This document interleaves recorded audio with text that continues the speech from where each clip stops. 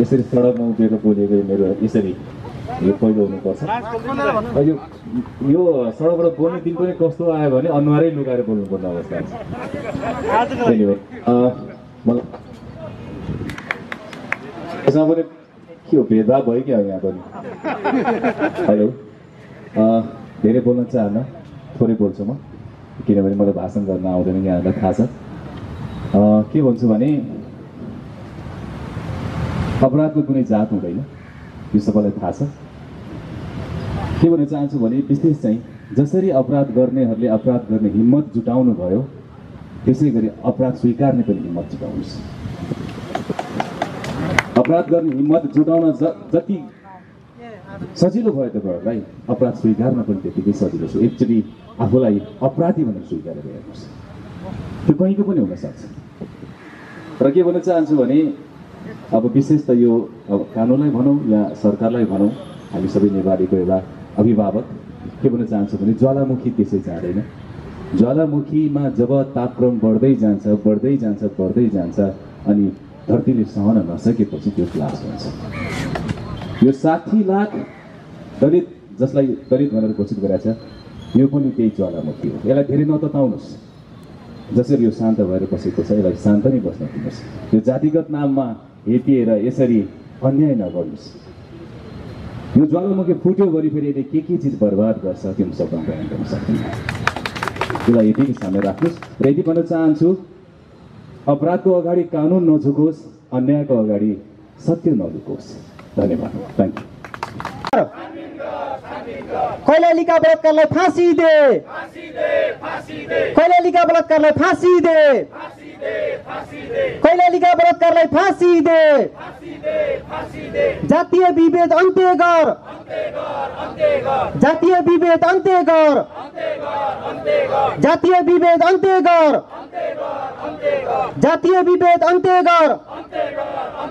निर्मला पन्तलाई न्याय दे, निर्मला पन्तलाई न्याय दे, निर्मला पन्तलाई न्याय दे। दलित एकता जिन्दाबाद, दलित एकता जिन्दाबाद। दलित आयोग गठन गर, दलित आयोग गठन गर।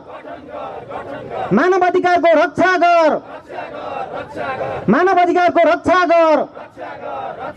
शम्भु सदा र अंगिरा पासीका हत्यारालाई फाँसी दे, शम्भु सदा र अंगिरा पासीका हत्यारालाई फाँसी दे। शम्भु सदा र अंगिरा पासीका हत्यारालाई फाँसी दे। हुकुम घटनाको छानबिन गर, हुकुम घटनाको छानबिन गर। कैलालीका बलात्कारलाई फाँसी दे, कैलालीका बलात्कारलाई फाँसी दे। जातीय विभेद अन्त्य गर, जातीय विभेद अन्त्य गर।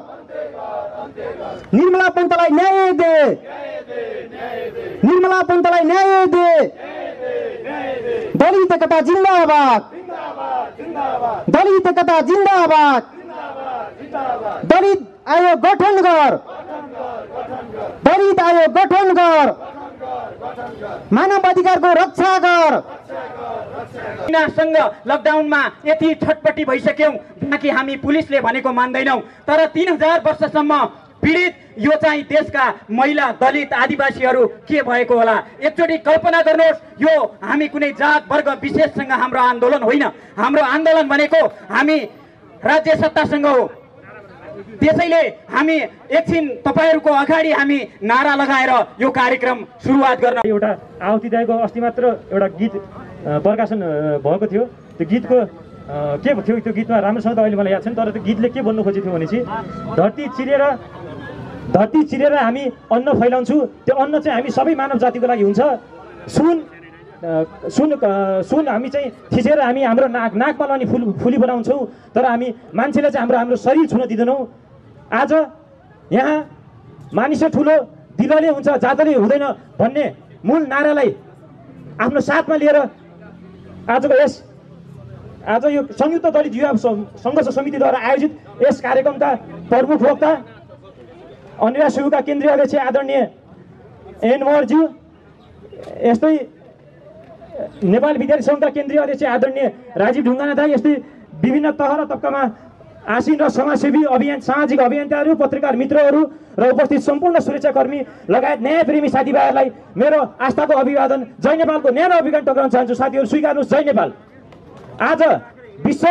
आज सम्पूर्ण विश्व नै कोरोनाको सन्तासमा डराइरहेको अवस्थामा आज सम्पूर्ण विश्वका मानवहरूले एकले अर्काको हातमा हात मिलाएर अगाडि बढ्ने अवस्थामा हाम्रो नेपाली समाजका बिचमा मानवलाई नै नरसंहार गरेको अवस्था आएको छ। साथीहरू यति मात्र होइन, आज यस्तो कोरोनाको त्रासमा सम्पूर्ण ग्लोबलाइजेसनको दुनियाँमा सम्पूर्ण ग्लोबल शक्ति एक भएर, सम्पूर्ण वैज्ञानिकहरू एक भएर, सम्पूर्ण सुरक्षाकर्मीहरू एक भएर आज कोरोनाको विरुद्धमा लड्न र कोरोनाबाट मुक्त गराउन, सम्पूर्ण मानव जातिलाई नै कोरोनाबाट मुक्त गराउने एउटा त्यस्तो अभियानमा लाग्दै गर्दा आज हाम्रै देशको क्वारेन्टाइनमा आज हाम्रो महिला दिदीबहिनी बलात्कारित छन्। साथीहरू के हामीले नेपाली समाजको कल्पना गरेको समाज यही हो? के हामीले बुद्धको जन्मभूमि, शान्तिप्रेमी बुद्धको जन्मभूमिको हाम्रो नेपाली समाजले देखाउन खोजेको हाम्रो प्रतिबिम्ब, अन्तर्राष्ट्रिय जगतमा नेपाली समाजको प्रतिबिम्ब देखाउन खोजेको समाजको हामीले कल्पना गरेको समाज यही हो? साथीहरू के हामीले आज हाम्रो संविधानले कानुन बमोजिम सजाय दिएको नपुगेर के हामीले हाम्रो संविधानमा आज अपराधीलाई ज्यानको सजाय, मृत्युदण्ड दिनुपर्छ भनेर के हामीले आज हाम्रो संविधानले दिएको सजाय नपुगेर हामीले आज यस सडकमा आएर हामीले मृत्युदण्ड दिनुपर्छ भनेर के हामीले त्यो समाजको कल्पना गरेको? साथीहरू के हामीले हाम्रो 2 तिहाईको सरकार र संविधान दिएको व्यवस्थाप्रति विश्वास नरहेर के आज हामीले फेरि पनि अब अर्को संशोधन गराएर के हामीले यस्ता अपराधीहरूलाई मृत्युदण्ड दिनुपर्छ, फाँसी दिनुपर्छ भने आवाज उठाउनलाई के हामी आज हाम्रो समाजको कल्पना गरेर के आज हामी यहाँ सडकमा उत्रेका हौँ? साथीहरू त्यसो होइन भनेपछि आज हाम्रो समाजको चेतनाको स्तर कहाँ गएको छ? साथीहरू मानवले पनि आफ्नो भयसम्मको सीमा तोडेर अगाडि बढेको छ। साथीहरू यस्तो यो अपराधीकरण भएको छ। साथीहरू त्यसैले यो सजायलाई हामीले चाहिँ अपराधीकरण गरेर हामीले खालि रुकुमको विषय मात्र नहेरौँ। साथीहरू आज देशमा विभिन्न कुना काप्चामा रुकुमको घटनालाई हामीले न्याय दिन नसकेको अवस्थामा फेरि पनि आज हामीले सुदूरपश्चिममा महिला बलात्कार भएको थियो, जनकपुरमा आत्महत्यालाई पनि हामीले चाहिँ त्यो के अरे शङ्काको दृष्टिकोणले आज हामीले आत्महत्याको त्यो घटना छ। त्यसैले हामीले सम्पूर्ण चाहिँ घटनाहरूको चाहिँ न्यायको लागि चाहिँ हामीले सङ्घर्ष समितिबाट अब हामीले एउटा आफूलाई सानो दायरा होइन, अब हामीले फराकिलो दायरामा लिएर अन्तर्राष्ट्रिय राष्ट्रिय हरेक ठाउँमा हुने विभेद, हरेक ठाउँमा हुने भेदभावका विरुद्ध हामीले अब यही सडकबाट आज नै हामीले घोषणा गर्नुपर्छ कि अब हामी अन्तर्राष्ट्रिय र राष्ट्रिय सम्पूर्ण जगतमा हुने हरेक विभेदका विरुद्ध हामी बोल्नेछौँ र समाजलाई चाहिँ एउटा हामीले कल्पना गरेको समाजका रूपमा हामीले समाजलाई रूपान्तरण गर्नेछौँ भन्दै आज यस सडकमा चाहिँ के अरे कोरोनाको सन्तासमा पनि उपस्थित हुने, न्यायको लागि उपस्थित हुने सम्पूर्ण पत्रकार मित्रहरू, विद्यार्थी साथीहरू र यहाँ उपस्थित सम्पूर्ण पत्रकार मित्रहरू लगायत सुरक्षाकर्मीहरू साथीलाई चाहिँ म आफ्नो 2 शब्द यहीँ टुङ्ग्याउन चाहन्छु। साथीहरू जाँदा म तपाईँलाई के भन्न चाहन्छु? साथीहरू न्याय आज नखोजे कहिले खोज्ने? हामीले नखोजे कसले खोजे? त्यसैले न्यायको लागि सम्पूर्ण साथीभाइहरूले, देशभक्त नागरिकहरूलाई सम्पूर्ण एक भइदिन अनुरोध गर्दै आफ्नो 2 शब्द यहीँ टुङ्ग्याउन चाहन्छु। हस्त, धन्यवाद। जय नेपाल, जय नेपाल। उपस्थित नेता समितिका केन्द्रीय अध्यक्ष आदरणीय नैसिंह महर्ज्यू, नेपाल विधायक सङ्घका केन्द्रीय अध्यक्ष आदरणीय राजीव ढुङ्गानाज्यू, नेपाल तरुण दलका उपाध्यक्ष उत्तम चापागाईज्यू लगायत यस आन्दोलनमा समर्थन जनाउन आउनुभएका सम्पूर्ण न्यायप्रेमी विद्यार्थी साथीहरू, मिडियाकर्मी साथीहरू र सुरक्षाकर्मी मित्रहरू सम्पूर्णमा स्वीकार्नुहोस् मेरो हार्दिक जय नेपाल। साँच्चीकै आज हामी न्यायको मैदानमा लडिरहेका छौँ।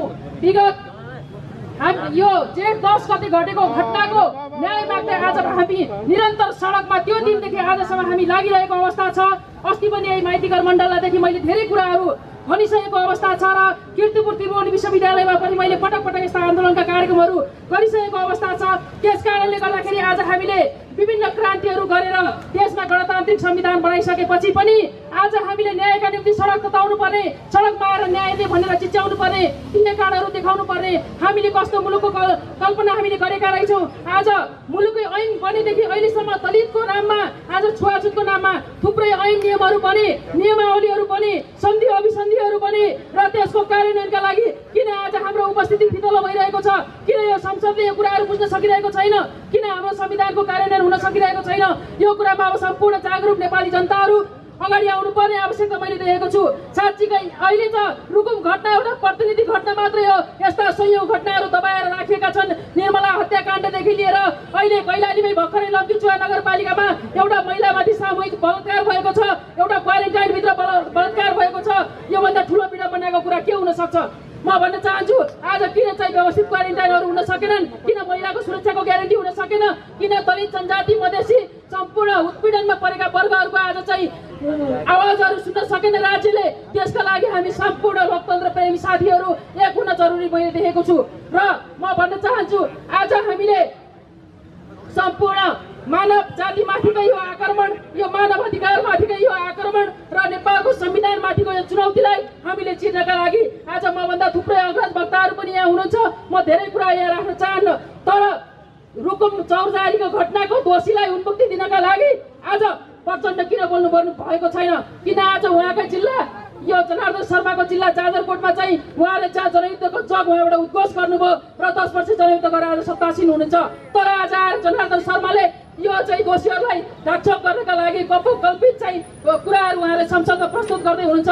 र कमरेड प्रचण्ड आज उहाँ नेकपाको शक्तिशाली अध्यक्ष पनि हुनुहुन्छ, उहाँले पनि एक शब्द अहिलेसम्म बोलेको हामीले सुनेका छैनौँ। त्यस कारणले गर्दाखेरि यो घटनालाई कति प्रायोजित गरेर आज राजनीतिकरण गरेर घटनाका दोषीलाई उन्मुक्ति दिने काम भइरहेछ कि भन्ने आशंका हामी आम जनमानसमा उब्जेको अवस्था छ साथीहरू। तर अब धेरै अलिकति यो प्रक्रिया अगाडि बढिसकेको भन्ने हामीले सुनेका छौँ। यो सर्वशक्तिमान संसदीय समिति पनि बनिसकेको अवस्था छ र रुकुममा पनि थुप्रै हाम्रो नेताहरू चाहिँ स्थगत अध्ययनमा जानुभएको अवस्था छ भने अहिले भर्खरै 35 जनालाई यो मुद्दा दायर पनि भइसकेको अवस्था छ र प्रहरीले गिरफ्तार गरेको छ भन्ने कुरा हामी आज सुन्नमा आएको छ। यतिले मात्र पुग्दैन, यो मानवीय नरसंहारका अपराधीहरूलाई कानुन बमोजिम दोषीलाई बढीभन्दा बढी हदैसम्मको कारबाही हुनुपर्छ भन्ने हाम्रो माग रहेको छ। र त्यसैगरी जति पनि हत्या, हिंसा, बलात्कार, उत्पीडन, राहत नपाएको जनता, आज यो कोरोनाले आक्रान्त परेको जनतालाई जुन खालको मार परिरहेको छ यसमा राज्यले सम्बोधन गर्नुपर्छ भन्ने कुरा म यहाँ आग्रह गर्दै यहाँ भएका जति पनि अत्याचारको कुरा छ त्यसको विरुद्धमा आज सचेत युवाहरू लाग्नुपर्छ, लड्नुपर्छ र हजारौँ नवराज बन्न तयार हुनुपर्छ भन्ने कुरा पनि म उद्घोष गर्न चाहन्छु र आफ्ना दुई शब्दहरू यही अन्त्य गर्न चाहन्छु। हस्, धन्यवाद। जय नेपाल। सम्पूर्ण विद्यार्थी नेता साथीहरू, विभिन्न नागरिक अगुवा साथीहरू, युवा साथीहरू, विद्यार्थी साथीहरू र उपस्थित सम्पूर्ण महानुभावहरू एवं पत्रकार साथीहरू, सुरक्षाकर्मी मित्रहरू सबैमा अनिरासोयु केन्द्रीय कमिटीको तर्फबाट मेरो व्यक्तिगत तर्फबाट हार्दिक अभिवादन व्यक्त गर्न चाहन्छु, नमस्कार भन्न चाहन्छु। सर्वप्रथम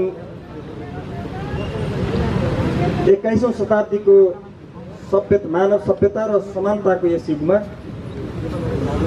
पनि जातीय विभेदको चपेटामा परेर ज्यान गुमाउनु हुने सम्पूर्ण योद्धा साथीहरूप्रति म हार्दिक श्रद्धासुमन प्रकट गर्न चाहन्छु। उहाँहरूका परिवारप्रति म शोक प्रकट गर्न चाहन्छु, समवेदना प्रकट गर्न चाहन्छु। आज हामी कोरोनाको यस संक्रमणको महामारीको बिचमा पनि हामीलाई थाहा छ कि कोरोनाको महामारीको संक्रमणको विरुद्धमा लड्ने सबैभन्दा उत्तम उपाय,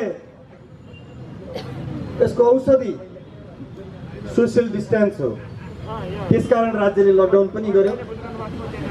हामी घरमा बसिरहेका थियौँ। हिजो असार 1 गते, अस्ति असार 1 गतेबाट अलिकति खुकुलो भएको छ। त्यसका बावजुद पनि सोसियल डिस्टेन्स मेन्टेन गर्नुपर्छ भन्ने कुरा हेक्का राख्दै पनि, त्यो चेतना हाम्रो दिमागमा हुँदाहुँदै पनि हामी माइतीघर मण्डलामा यसरी भेला भएका छौँ र अत्यन्तै गम्भीर विषयमा, अत्यन्तै महत्त्वपूर्ण विषयमा हामी यहाँ विरोध जनाइरहेका छौँ र ऐक्यबद्धता प्रकट गरिरहेका छौँ। जेठ 10 गते रुकुमको चौरजारीमा जातीय विभेदलाई लिएर, विषयलाई लिएर नवराज विक लगायतका 6 जना साथीहरूको हत्या भयो।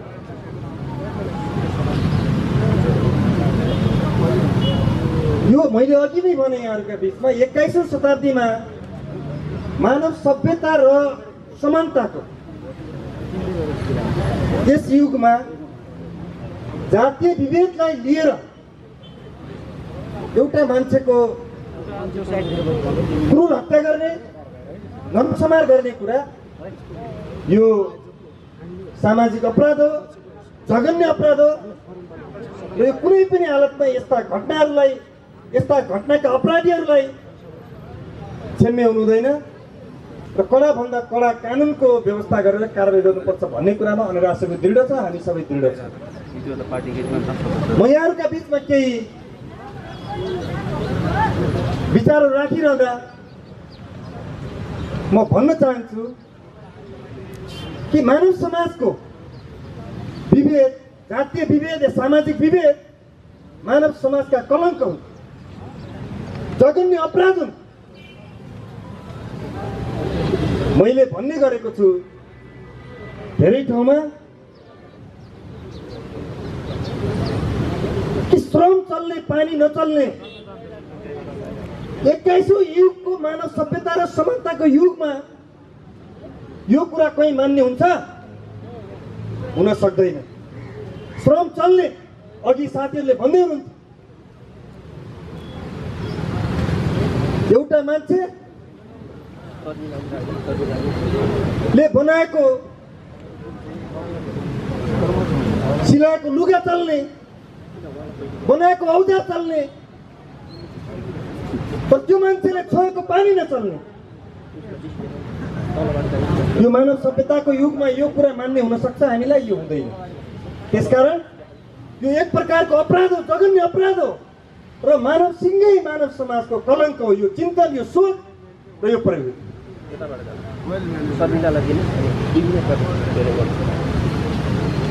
यो कुनै पनि हालतमा हुन सक्दैन। रगत चल्ने, प्रेम नचल्ने,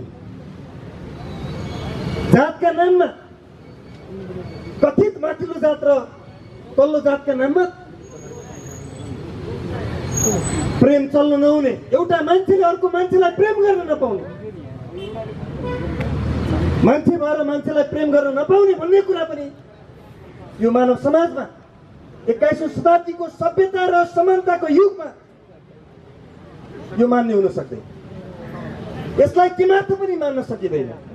त्यसकारण हरेक प्रकारका सामाजिक विभेदका घटनाहरू, जातीय विभेदका घटनाहरू यी सामाजिक अपराध हुन्, मानव समाजका कलङ्क हुन्।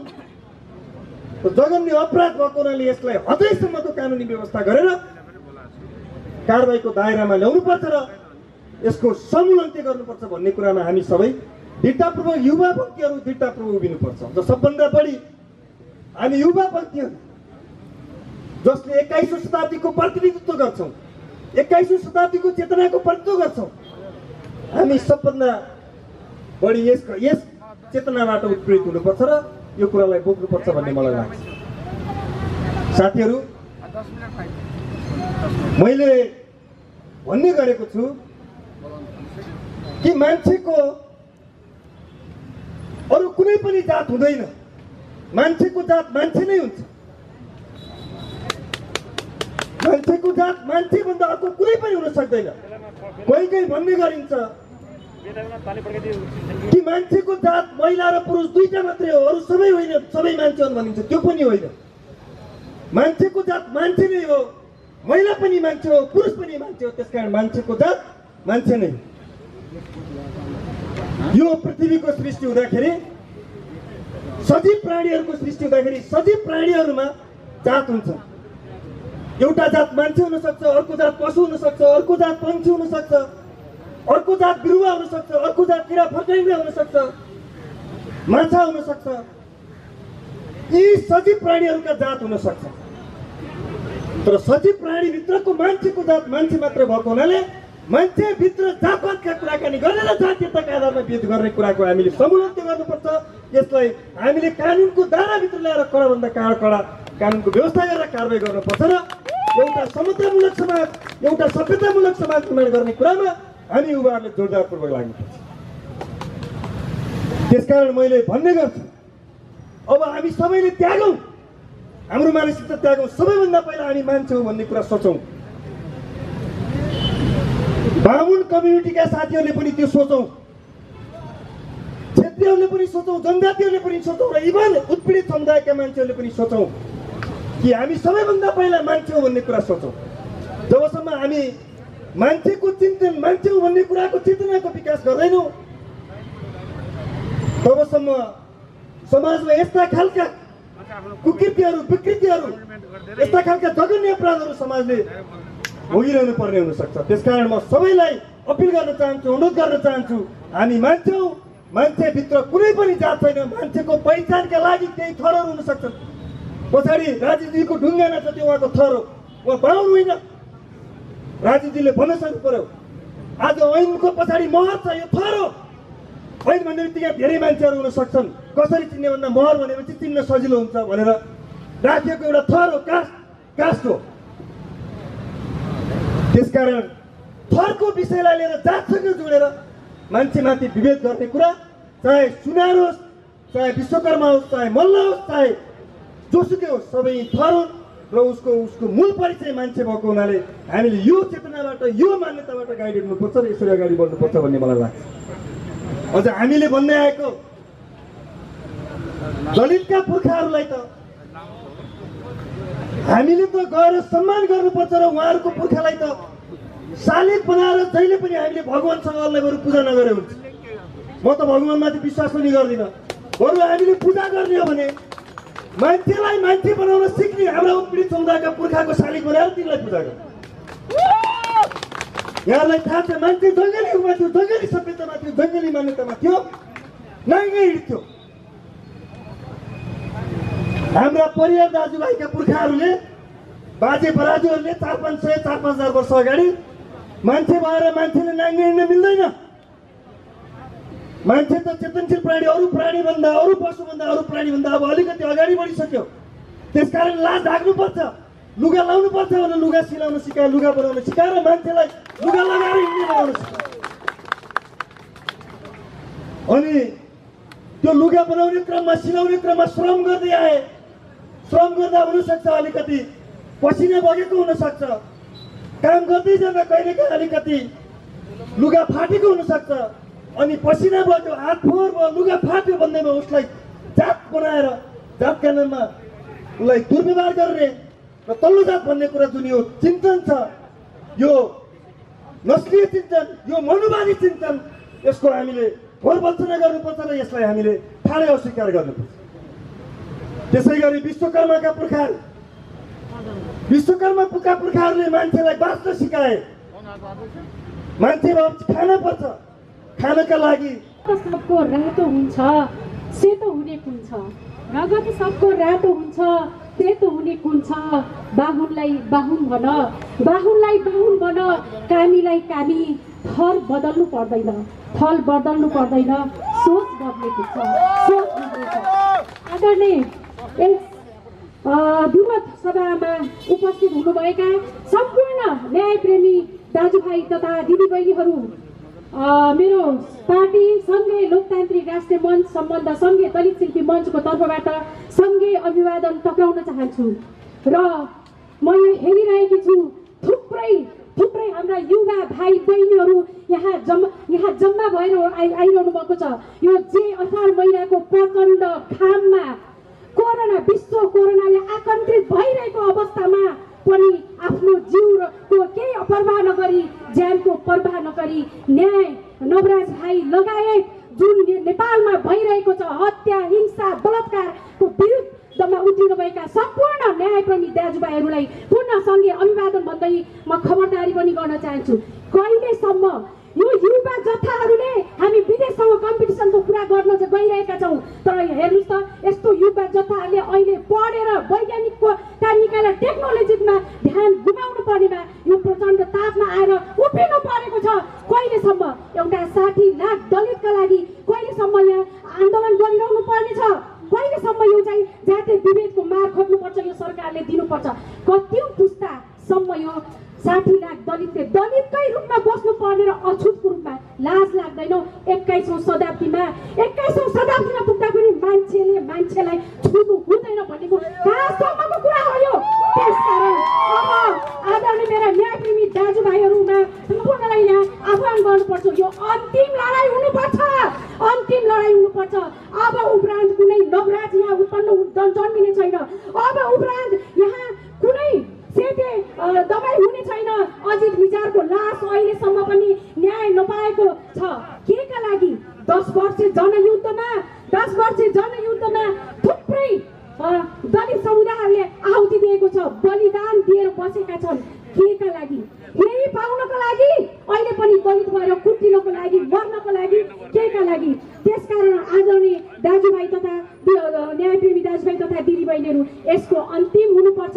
अति भयो, कहिलेसम्म कति पुस्ता चाहिँ मर्नुपर्छ यो भनिदिनु पर्यो। होइन भने त मान्छे हो नि, मान्छेलाई पनि अछुत भन्दै कतिसम्म गर्नुपर्छ भन्ने कुरा राख्न चाहन्छु र खबरदारी पनि गर्न चाहन्छु।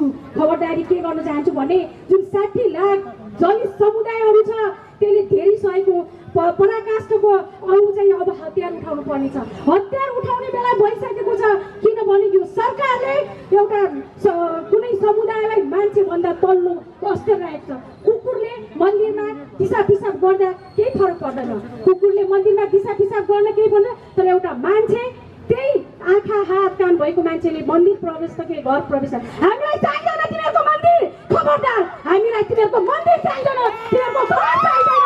यो राज्यमा हामीलाई यो अधिकार चाहिन्छ। 60 लाख दलितलाई यो अधिकार छैन। होइन भने अहिले यो युवा देख्नु भएको छ तपाईँहरू, सीमित मात्रै देख्नु भएको छ। यो सबैले हतियार बनाउने समुदायले हतियार उठायो भने कहाँ जान्छ यो देश? केका लागि बनेको यो देश जब आधा समुदायले न्याय पाएको छैन भने? त्यसकारण मलाई लाग्छ एकदमै साथीले कोटाइरहनु छ, थुप्रै हाम्रा वक्ता दाजुभाइहरू हुनुहुन्छ, उहाँहरूलाई पनि म त्यो भन्दै र अझ पनि खबरदारी गर्न चाहन्छु। अब उपरान्त अर्को नवराज यहाँ उत्पन्न त नवराजको त हत्या भएको छ, अङ्गिरा पासुको हत्या भएको छ र यिनीहरूले न्याय पाउनुपर्छ। यति मात्र हाम्रो लडाइँ होइन, अब सोझै यो राज्यसँग लडाइँ छ। अब हाम्रो हुने कदापि हुन दिनेवाला छैन भन्दै मेरा भनाइहरू यही अन्त्य गर्छु। हस्, धन्यवाद। सोसल जस्टिस मुभमेन्टको यस आन्दोलनप्रति नेपाल आदिवासी जनजाति विद्यार्थी महासङ्घको तर्फबाट र आफ्नो व्यक्तिको तर्फबाट र एउटा युवा विद्यार्थीको तर्फबाट र एउटा नेपाली युवाको तर्फबाट म एकैपल्ट जनाउन चाहन्छु सम्पूर्ण यस आन्दोलनप्रति, यो सोसल जस्टिसको यो आन्दोलनप्रति म एकैपल्ट जनाउन चाहन्छु। र म धेरै कुराहरू गर्न चाहन्न, धेरै वक्ताहरू हुनुहुन्छ। म के मात्र भन्न चाहन्छु भने सर्वप्रथम जुन नवराज विक लगायत जुन यो एउटा चाहिँ नरसंहार जुन एउटा घटना भएको छ 21 शताब्दीमा नवराज विक लगायत सम्पूर्ण मृत्यु हुने सम्पूर्ण मलाई लाग्छ यो एउटा आन्दोलनको एउटा प्रतीकमा ती शहीद म शहीद भन्न चाहन्छु उहाँहरूलाई। यो एउटा चाहिँ एउटा जुन घटनाले एउटा चाहिँ फेरि पनि एउटा प्रश्न चिन्ह खडा गरेको छ। सर्वप्रथम ती सम्पूर्ण शहीदहरूप्रति म हार्दिक नमन गर्न चाहन्छु, म उहाँहरूप्रति हार्दिक श्रद्धासुमन अर्पण गर्न चाहन्छु। र म के मात्र भन्न चाहन्छु भने एउटा अमेरिकाका तपाईँको गोरा र चाहिँ कालोको बिचमा जुन एक किसिमको तपाईँको चाहिँ दासत्व प्रथा थियो, त्यति बेला त्यो दासत्व प्रथाको विरुद्धमा चाहिँ सबैभन्दा ठुलो एउटा चाहिँ बढी बोल्ने एउटा अभियन्ता डाक्टर मार्टिन लुथर किङ हुनुहुन्थ्यो। उहाँले भन्नुभएको एउटा भनाइ म यहाँ सम्झन चाहन्छु, injustice anywhere is a threat to justice everywhere. कुनै संसारको कुनै पनि ठाउँमा जहाँ अन्याय हुन्छ त्यो अन्याय संसारको सबै ठाउँमा त्यो अन्यायले त्यो ठाउँलाई चाहिँ अन्याय नै गर्छ। र त्यो कुरामा चाहिँ हामी सबैजना चाहिँ न्याय चाहिँ तपाईँको माग्नेहरू तपाईँको चाहिँ न्यायको निम्ति लड्नुपर्छ, एकीबद्धता हुनुपर्छ। म दुईवटा कुरा म राख्न चाहन्छु।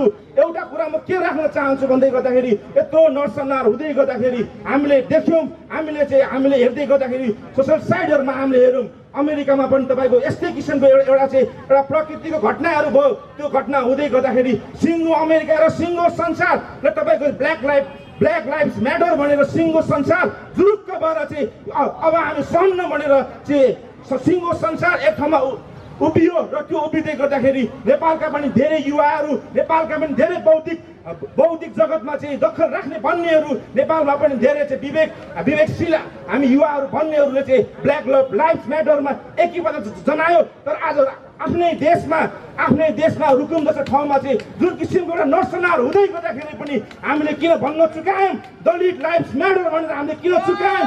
हामीले किन चुकायौँ? इनफ इज इनफ भनेर चाहिँ Dalit life matters enough is enough भन्ने कुरा हामी किन कुरा चुक्यौँ? यो कुरामा हामी सबैजना, सबै अभियन्ता, सबै नेपाली नागरिक, सबै युवा अहिलेको पनि अवस्थामा सङ्घीय लोकतान्त्रिक संयुक्त यो आन्दोलनका नेतागणहरू, नेपाल विद्यार्थी सङ्घका अध्यक्ष राजीव ढुङ्गानाज्यू, यसै गरी तरुण दलका उपाध्यक्ष उत्तम चापागाईज्यू, नेपालका वरिष्ठ पत्रकार आदरणीय ऋषि दाजु, यसै गरी यस कार्यक्रममा पाल्नुभएका सम्पूर्ण नेतागणहरू साथै पत्रकार मित्रहरू र उपस्थिति सबै दाजुभाइ दिदीबहिनीहरूमा म नेपाल दलित विद्यार्थी सङ्घको केन्द्रीय समितिको तर्फबाट हार्दिक न्यानो जय नेपाल टक्राउन चाहन्छु। जय नेपाल।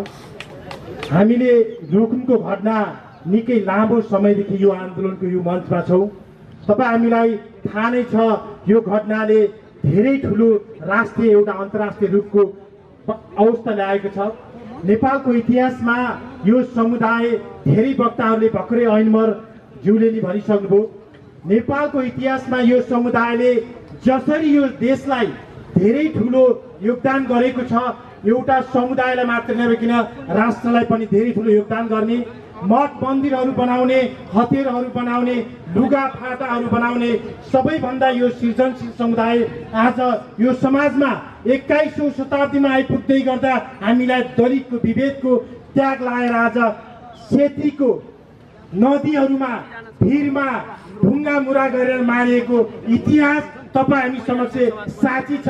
यो इतिहासले, यो घटनाले भोलि यो देशमा प्रतिक्रान्ति नहोस्, हामी संयम बन्यौँ र यो देशका सबै नागरिकहरू सम्मान हुन्छ, बाँच्नु पाउनुपर्छ भन्ने हाम्रो मात्र एउटै माग हो। नेपाल सरकारले हाम्रो अगाडि धेरै प्रहरी साथीहरू हुनुहुन्छ, उहाँहरू पनि कति यो देश धेरै ठुलो भाषाभाषी र जात जाति मिलेर बसेको देश।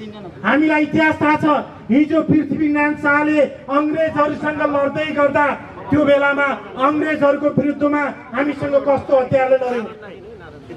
हामीसँग ती पट्काउने बन्दुकहरू यी दलितका हातहरूले बनाएका थिए। आज वीर गोर्खाली भनेर खुकुरीको इतिहास नेपालमा मात्रै होइन, इन्डियामा पनि साँची छ। ब्लाइन्डमा आज ब्रिटिस गोर्खामा पनि वीर गोर्खालीको हतियार भनेर बन्दुक र खुकुरीको साँची यही दलित समुदायले बनाएको खुकुरी हो। र नेपालको आन्दोलनमा नेपाल एकीकरणसँगै पृथ्वीनारायण शाहले जसरी नेपाल एकीकरण गर्नुभयो, त्यतिखेर पालादेखि नै यो देशको सबैभन्दा सृजनशील समुदाय नेपालको यो दलित समुदाय, दलित भन्न चाहन्न सृजनशील समुदायहरूको नेतृत्वमा भएको थियो। हामीले हरेक आन्दोलनको प्रतिक्रान्तिहरूमा नेपालका दलितहरूको हत्याहरू, उनीहरूको विवेक र बुद्धिहरू भयो। नेपाल सरकारले कुनै पनि दिनमा आज साक्षीका साथ दावाका साथ भन्न सक्छु, कुनै पनि यो देशका समुदायलाई कुनै ट्रेनिङ दिएको छैन। आफै उत्पादन गरेका हतियारहरूले बनाएका छन्। 65-63 को आन्दोलन होस्, त्योभन्दा पहिला माओवादीले गरेको सशस्त्र आन्दोलन होस्, त्यसमा पनि दलितहरूको धेरै ठुलो भूमिका। त्यही रुकुम र जाजरकोटबाट हतियारहरू बोकेर हिँडेका दलितहरूलाई त्यही जनार्दन शर्मा र अरूले हिजो बोकाएर हतियारहरू बोकाएर आज सरकारको नेतृत्वमा पुगेका छन्। खबरदार, तिमीलाई फेरि भोलि त्यस्ता नवराज बिगोर आज बित्नु भएको छ, मारिएका छन्। त्यसको हिसाब किताब फेरि यही दलित समुदायले एक दिन गर्नेछन्। किन भन्दाखेरि यो आन्दोलन तपाईँले हेर्नुहोस्, इतिहासमा सानो आन्दोलन धेरै ठुलो हुँदै जान्छ। कि अहिले भर्खरै हामीले अन्तर्राष्ट्रिय आन्दोलनहरू हेऱ्यौँ भने अमेरिकामा पनि एउटा कालालाई मार्दा गोराहरू संसारभरि फैलिएको छ। आज यो आन्दोलन दलितले मात्र होइन, गैर दलित पनि समावेश भएर बुद्धिजीवी नागरिक विद्यार्थीहरू समावेश भएर अगाडि बढिरहेको छ। हाम्रो एउटै मात्रै भनाइ हो, कोभिड-19 यो कोरोना भाइरसमा नेपाली जनतालाई हामीले कोरोनामा धेरै सङ्क्रमित गर्न चाहन्छौँ। तर एउटै मात्रै भनाइ के छ भने रुकुमको घटनामा जसरी यो राज्यले तोडमोड गर्ने काम गर्यो, गर्दैछ, खबरदार ती हतियारहरूलाई भोलि कसरी र कहाँ राखिएको छ एक हिसाब किताब सबै कुरा यो दलित समुदाय नेपाल दलित विद्यार्थी सङ्घले पनि राख्नेछ। र फेरि पनि सरकारलाई हामीले यो देश बहुजाति बहुभाषी भएको देशमा हामीले जातीय द्वन्द्व मचाउन चाहन्नौँ। अमेरिकामा बाराक ओबामा एउटा 20% काला जातिको नागरिकले त्यहाँको राष्ट्रपति बन्ने हैसियत राख्नुभयो। त्यो समाजको चेतना थियो। यो देशमा एउटा दलित मानव भएर बाँच्न नपाउने यही देशको समाजको चेतना परिवर्तन हुनुपर्छ। त्यसको लागि सरकार, नेपालको सरकार जो वर्गीय विरुद्धमा, वर्गीय हिंसाको विरुद्ध बन्यो, वर्गीय विभेदको विरुद्धमा बन्यो र बन्दुक भोगायो, तर आज त्यो घटना धाकछोप गर्दैछ। हरेक दलितहरूले झुन्डाएर मारिएको छ। तर आज नेपाल सरकार कहाँ छ? हामीलाई पीडा छ। मानव भएर बाँच्न पाउने कि नपाउने, हामी यो देशको नागरिक हो कि होइन, तपाईँ यो देशको सरकारले भनोस्। होइन भने नवराजका विरुद्धमा जुन हत्या गरियो, त्यो हत्याको विरुद्धमा युवाहरू सशक्ति भएका छन्। म फेरि एकचोटि दोहोऱ्याउन चाहन्छु, नेपालमा जातीय द्वन्द्व मचिन हुँदैन, जातीय द्वन्द्व हुनु हुँदैन, जातीय हुँदैन, तर जातीय सहिंसा मिलाउन नेपाल सरकारले गरेकै गरेन। त्यो कारणले म अन्तिममा यो समयको कारण छोटो भएको कारणले मेरो भनाइ अन्त गर्दै म अन्तिममा नेपाल सरकारसँग अनुरोध के गर्न चाहन्छु भनेपछि यो देश यो सबै 60 लाख दलितहरूको पनि हो, यो देशको नागरिक 60 लाख दलितहरूको पनि छ र यो नागरिक नेपालको सबैभन्दा सृजनशील समुदाय हो र यो घटनालाई तोडमोड नगरियोस्। हामी सडकमा आएर कराउनु पर्ने, सडकमा आएर खबरदारी गर्नुपर्ने हाम्रो रहर होइन। राज्यले जनताको सुरक्षाको लागि सरकार बनायो, तर जनतालाई मार्दै गर्दा धाकछोप गर्यो, यो नगरियोस्। हस्, धन्यवाद, जय नेपाल।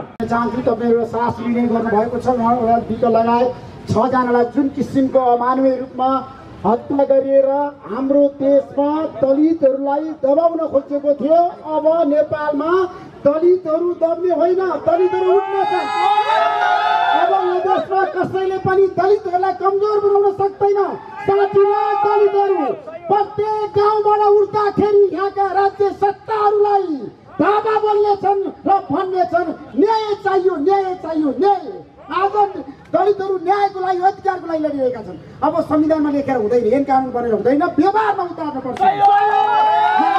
चाहन्छु राजीवजी, तपाईँको पार्टी प्रतिपक्षमा छ, हिम्मत छ भने संसद उपयोग गर्नुहोस् र जबसम्म दलितहरूलाई समाजमा न्याय हुँदैन तबसम्म हाम्रा देशका नेताहरूले भाषण गरेर हुँदैन। सिंहदरबारमा बसेर, बालुवाटारमा बसेर, खुमलटारमा बसेर, गुलालीले कण्ठमा बसेर अब भाषण गरेर हुँदैन। मेरो आग्रह छ, हामीले धेरै संविधान बनायौँ, ऐन कानुन बनायौँ, छुवाछुतको अन्त्यको लागि घोषणा गर्यौँ, जातीय विभेदको लागि अन्त्य गर्नको लागि घोषणा गर्यौँ, खोइ त कार्यान्वयन भएको। आज हाम्रो देशमा नवराज विकले अन्तर्जातीय विवाह गर्दाखेरि म गर्छु भनेर एउटा आफूले मन पराएको युवतीलाई विवाह गर्न जाँदाखेरि यही समाजले होइन, यही पश्चिम रुकुममा होइन, उहाँलाई हत्या गरेको तपाईँहरूलाई थाहा छैन। त्यसैले हाम्रो देशमा 3 करोड नेपाली जनताको यतिखेर रगत तातेको छ, रगत तातेको छ। नवराज विक हाम्रो बिचमा हुनुहुन्न, नवराज विक लगायत 6 जना शहीद भइसक्नु भएको छ। तपाईँहरूको लागि, यो दलित समुदायको लागि यो अन्तिम लडाइँ हो। म तपाईँलाई आग्रह गर्न चाहन्छु, तपाईँहरू हिम्मत गर्नु, साहस गर्नुहोस्। अब निर्णायक आन्दोलनका तयार हुनुहोस्। तपाईँहरू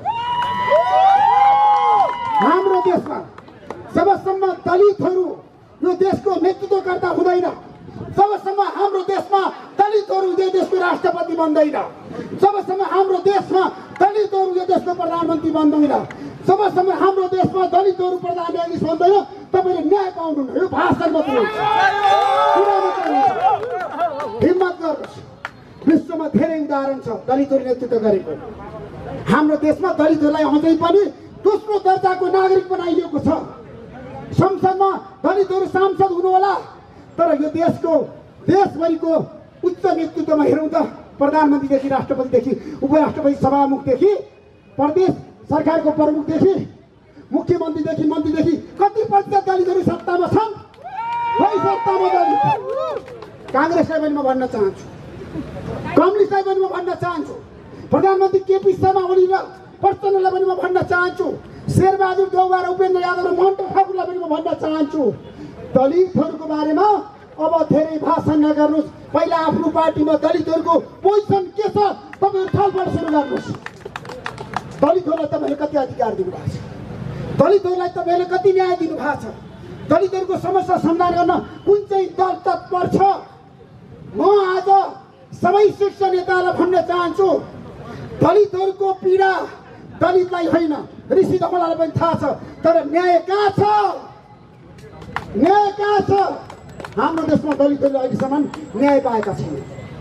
हाम्रो देशमा हरेक परिवर्तनमा दलितहरूले झन्डा उठाए। 2007 सालदेखि 62-63 साल र मधेस आन्दोलनको हरेक आन्दोलनमा दलितहरू शहीद भए, दलितहरू सडकमा आए, दलितहरूले देशमा परिवर्तनको लागि महत्त्वपूर्ण भूमिका निर्वाह गरे। तर खोइ त दलितहरूलाई सम्मान, खोइ त दलितहरूलाई इज्जत। आज दलितहरूले हाम्रो देशमा परिवर्तनको लागि सबै काम गर्ने, अनि उसले मन पराएको युवतीलाई बिहा गर्न पाउने कस्तो छ हाम्रो समाज? त्यसैले आजको यो विषय भनेको हामी सबै सञ्चारकर्मी 60 लाख दलितहरूको पक्षमा छौँ।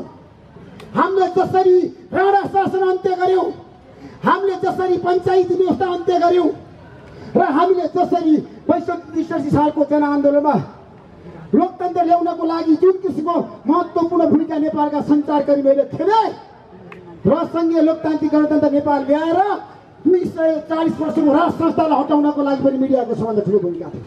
आजबाट हामी एउटा उद्घोष गर्न चाहन्छौँ। आजबाट यो माइती घर मण्डलाबाट हामी एउटा उद्घोष गर्न चाहन्छौँ।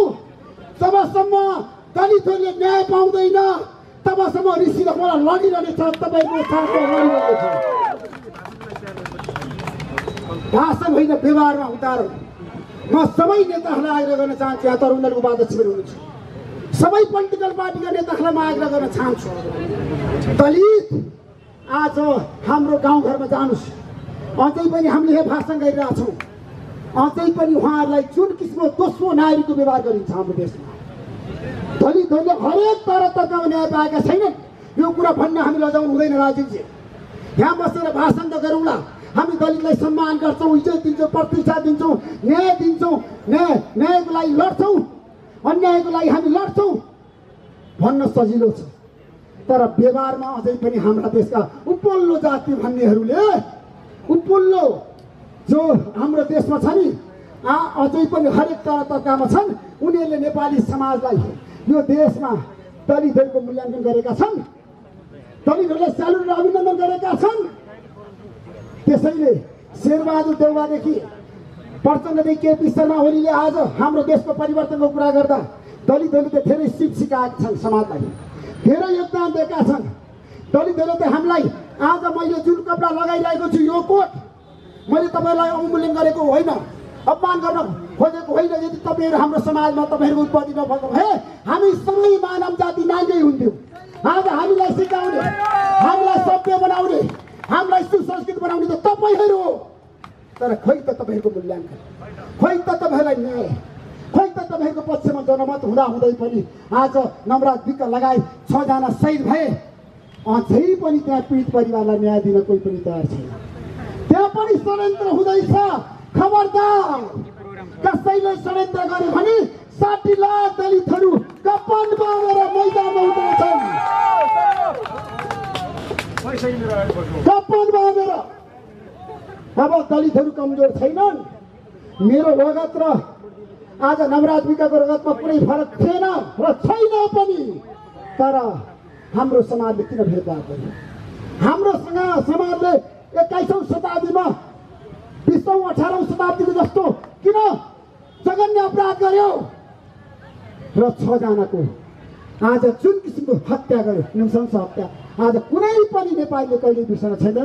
यो नेपालीहरूको लागि, हामी सबैको लागि कालो टीका हो, निधारमा कालो टीका हो। त्यसैले म लामो भाषण गर्न चाहन्न। आएका मित्रहरू, तपाईँहरू नहार्नुहोस्। तपाईँहरूको साथमा नेपालका 20,000 सञ्चारकर्मी छन्। 20,000 प्रत्येक दिन तपाईँहरूको एजेन्डालाई हामी परिवर्तनको लागि, हामी न्यायको लागि, हामी लोकतान्त्रिक मूल्य र मान्यताको लागि कहिले पनि कोहीसँग पनि सम्झौता गर्दैनौँ। नवराज विक लगायत 6 जनाको परिवारलाई हामी न्याय दिन्छौँ र देशभरि अब कुनै पनि दलितले अन्तर्जातीय विवाहको कारण कहिल्यै पनि नवराज विक जस्तो सही बन्न नपर्ने गरी हामी अभियान चलाउँछौँ।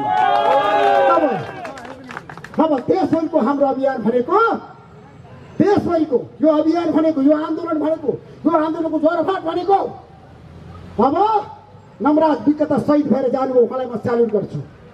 उहाँले एउटा दलितको मुद्दालाई अन्तर्राष्ट्रियकरण गर्नुभयो, अन्तर्राष्ट्रियकरण गर्नुभयो।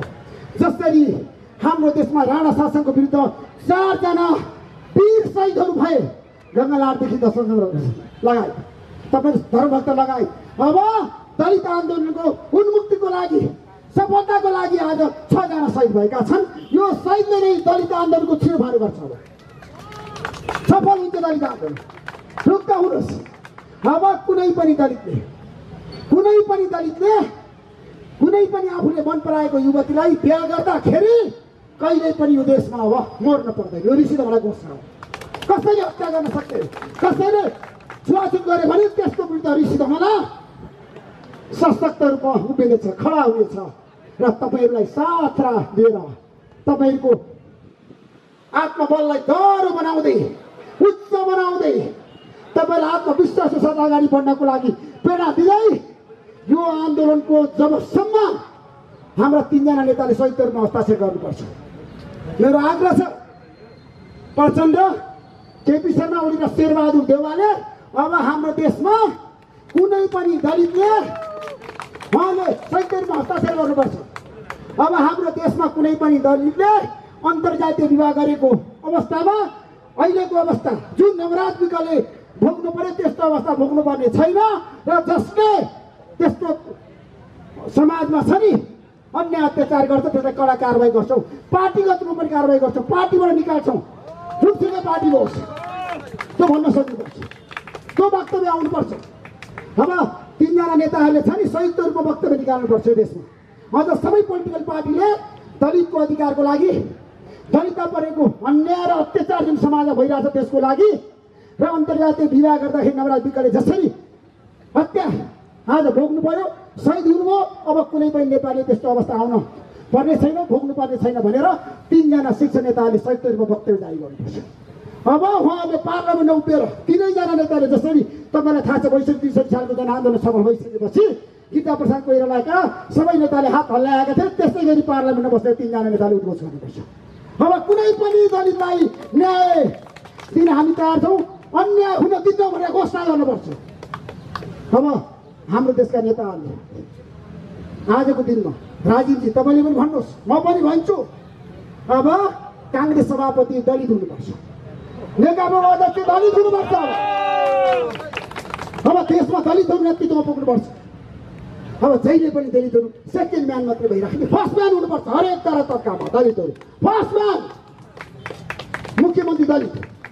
आज 7 प्रदेशमा 1 जना मन्त्री दलित छैन। खै दलित कहाँ छ? सांसद भएर मात्रै हुँदैन, नेतृत्वकर्तामा दलित हुनुपर्छ। त्यसको लागि राष्ट्रिय बस ऋषि धमलाले छेड्नेछ, चलाउनेछ। तपाईँलाई साथ दिने घोषणा गर्दै उद्घोष गर्दै म बिदा हुन्छु। हस्त नमस्कार। राष्ट्रिय मुद्दाहरू स्थापित भइसकेका छन्। एउटा अन्तर्राष्ट्रिय क्षेत्रमै कोरोना भाइरसको ज्यादती हामीले सहिरहेका छौँ। त्यसै गरी राष्ट्रिय मुद्दामा लिपुलेक, सुस्ता र कालापानी हाम्रो भूमि फिर्ता गर्नको लागि निरन्तर लागिरहनु भएको छ। त्यसै गरी जुन रुकुमको एउटा नरसंहार घटनाहरू, जातीय छुवाछुतको न्युमा यत्रो घटना घटेको छ, यो तीनै कुरालाई नेपाल सरकारले इज्जतका साथ यसको चाहिँ न्याय दिनेछ भन्ने हामी आशा पनि छौँ। हामीसँग आदरणीय सबै विशिष्ट व्यक्तित्वहरू पनि हुनुहुन्छ। यो एकबद्धता जनाउनको लागि मैले घटना घटेको तेस्रो दिनमै सबैभन्दा पहिलो साङ्गीतिक यात्राबाट पनि मैले एकबद्धता जनाइसकेको थिएँ। पूर्णकला विषयले मैले गाएको गीत थियो छुवाछुत भेदभाव किन हुनुपर्छ निष्पक्ष थिइबिन। तपाईँ सम्पूर्णलाई यही गीत म प्रस्तुत गर्न चाहन्छु, स्वीकार्नु होला। सबैजना साथीहरू उठिदिनु होला र मलाई ताली बजाएर साथ दिनुको लागि आग्रह गर्न चाहन्छु।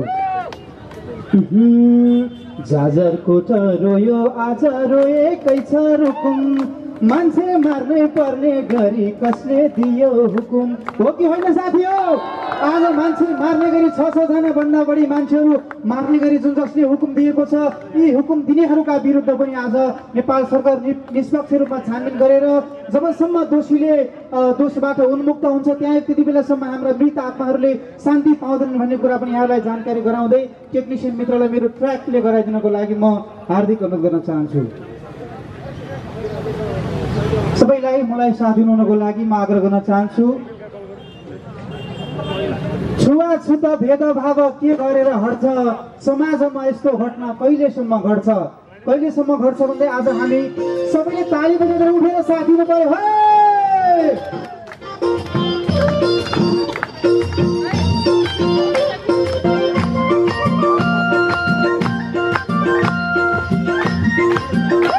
सबैजना साथीहरू उता आएर उठेर पनि ताली बजाएर साथ दिनु पर्यो है।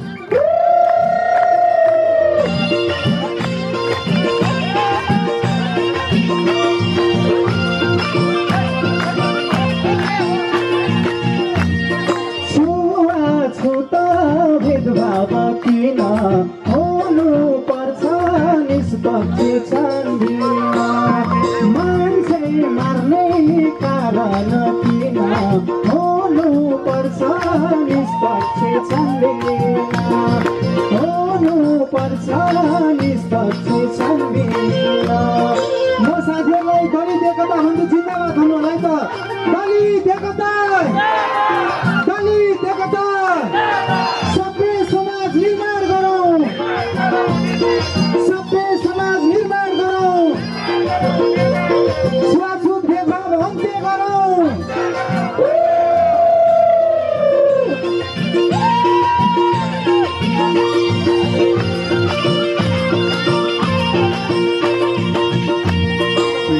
मान्छे बिचमा किन भेदभाव हुन्छ एक दिन सबै मर्नै पर्छ नमर्ने जात हुन्छ मान्छे बिचमा किन भेदभाव हुन्छ जन्मेपछि मर्नै पर्छ नमर्ने जात हुन्छ छुवाछुत भेदभाव किन हुनु पर्छ निष्पक्ष छान्दिन मान्छे मार्ने कारण किन हुनु पर्छ निष्पक्ष छान्दिन हुनु पर्छ निष्पक्ष छान्दिन भेरी भेरी पारी अपराधीको लड्को सडकदेखि संसदसम्म कुरा उठ्यो चर्को कति होइन साथी हो समाजमा यस्तो घटना कहिलेसम्म घट्छ छुवाछुत भेदभाव के गरेर हट्छ यो हटाउनको लागि हामी सम्पूर्ण 60 लाख होइन 60 लाखभन्दा धेरै जनसङ्ख्या बढिसकेको छ आज झन्डै 25% जनसङ्ख्या ओगटेको यो समुदायको हकको लागि हामी सडकबाट पनि उत्रिनुपर्छ हो कि होइन फेरि पारी अपराधीको लड्को सडकदेखि संसदसम्म कुरा उठ्यो चर्को फेरि पारी अपराधीको लड्को सडकदेखि सरकारसम्म कुरा उठ्यो चर्को छुवाछुत भेदभाव किन हुनु पर्छ निष्पक्ष छान्दिन छ जना मारेको किन हुनु पर्छ निष्पक्ष छान्दिन हुनु पर्छ निष्पक्ष छान्दिन दलित एकता जिन्दाबाद सबै समाज निर्माण गरौँ हामी यो जुन एउटा अहिले 21औं शताब्दीमा पनि हाम्रो जुन अवस्थाहरू सिर्जना गरिरहेका छौँ हामीले सामाजिक सञ्जालहरूमा धेरै कुराहरू पनि देखिरहेका छौँ कर्मकर्मीहरूको नाममा जहाँ छुट्याइयो भन्ने पनि सुनेका छौँ आज हाम्रा सिपहरू छोडेर काम गर्नेहरूको खोइ त जहाँ छुट्याइएको हो कि होइन साथी हो जाजरकोट रोयो आज रोयो परै रुकुम मान्छे मार्नै पर्ने गरी कसले दियो हुकुम जाजरकोट रोयो परै रोयो आज रुकुम मान्छे मार्नै पर्ने गरी कसले दियो हुकुम छुवाछुत भेदभाव किन हुनु पर्छ निष्पक्ष छान्दिन मान्छे मार्नै कारण हो किन हुनु पर्छ निष्पक्ष छान्दिन हुनु पर्छ निष्पक्ष छान्दिन छुवाछुतले मान्छे मार्ने यस्तो लीला नहोस् निर्मलाको घटना जस्तो छानबिन ढिला नहोस् पक्कै पनि यो छानबिन ढिला गरेर आलटाल गरेर त्यसका जुन सम्पूर्ण अतिथिज्यूहरू र कार्यक्रममा उपस्थित हुनुभएका पत्रकार लगायत सम्पूर्ण साथीहरूलाई म हार्दिक अभिवादन गर्न चाहन्छु हामी आज यो कार्यक्रम गर्न बाध्य भएका छौँ समाज विकास भएर कहाँ कहाँ पुगिसक्यो 21औं शताब्दीमा विज्ञानको प्रविधिले मान्छे चन्द्रमा पुग्ने भइसके तर यो समाजमा अझै पनि शैक्षिक चेतनाको विकास भएको छ तर सामाजिक र मानसिक चेतनाको विकास नहुँदाखेरि अझै पनि यो समाजमा रुकुम जस्ता जातीय विभेदका नमसमार जस्ता घटनाहरू भइरहेका छन् यो समाज कुन मोडतिर गइरहेको छ हामी तीव्रतामा आवाज उठाउन बाध्य भइरहेका छौँ म अझ समग्र समुदायलाई भन्छु यो दलित समुदाय मात्र मुद्दा होइन दलित समुदायले मात्र यो मुद्दा बोक्नु हुँदैन दलित समुदायले मात्र यो मुद्दा बोकेको कयौँ वर्ष भइसक्यो कति दलित समुदायहरू शहीद भइसके तर यो समाजमा उपल्लो वर्गका पनि समुदायहरू जो युवा पीडित छन् ती युवाहरूले अब यो मुद्दा बोक्न पर्छ र जात जात केही होइन जात जात एउटै हो त्यहाँ कुनै भेदभाव हुनु हुँदैन। मलाई यो काठमाडौँको ठुलो महलको विकासले मेरो समुदाय विकास हुँदैन, मलाई काठमाडौँको यो सडकको ठुलो विकासले यो समुदायको विकास हुँदैन। जहाँसम्म समावेशी समाज निर्माण हुँदैन, जहाँसम्म जातीय विवेक रहित समाजको मूल्यको समाज निर्माण हुँदैन, तबसम्म यो देशको समृद्धिको हामी कल्पना पनि गर्न सक्दैनौँ। अहिले नेपालमा लकडाउन भइकन देश विश्व कोरोनाको महामारीमा संसार चपटा परिरहेको छ। यो 3 करोड जनता पनि त्यसमा रुबली रहेको बेला यही क्वारेन्टाइनमा पनि यही दलित समुदायमाथि धेरै भेदभाव भइरहेको छ, धेरै जातीयताको हटाउनु भइरहेको छ। म यहाँ सबैलाई के आग्रह गर्न चाहन्छु भने अब यो मुद्दा 60 लाख दलित समुदायले मात्र बोक्न हुँदैन। यो हाम्रो मुद्दा भएर अहिलेका चेतनशील समाज परिवर्तन लागेका युवाहरूले त्यो मुद्दा बोक्न जरुरी छ। अनि मात्र यो समाजको परिवर्तन हामी देख्न चाहन्छौँ। जबसम्म ती युवाहरूमा परिवर्तनकारी सोच हुँदैन तबसम्म यो व्यावहारिक रूपमा कार्यान्वयन हुँदैन।